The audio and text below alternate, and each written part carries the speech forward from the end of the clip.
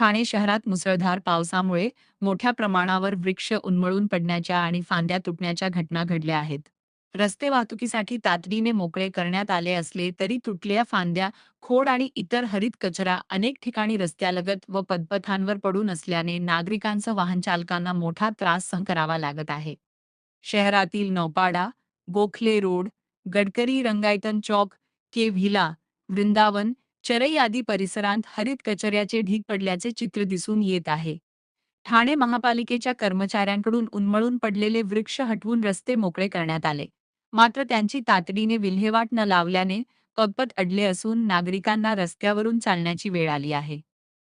शहरात विदेशी वृक्षांची मोठ्या प्रमाणावर लागवड करण्यात आली असून त्यांच्या मुळांभोवती झालेले काँक्रिटीकरण आणि डांबरीकरणामुळे वृक्षांची पकड कमकुवत झाली आहे. त्यामुळे जोरदार वारे आणि मुसळधार पावसात वृक्ष कोसळण्याच्या घटना वाढल्या आहेत. रस्त्यालगत पडलेल्या फांद्यांमुळे वाहतुकीवर परिणाम होत असून गर्दीच्या वेळेत कोंडीची समस्या निर्माण होत आहे.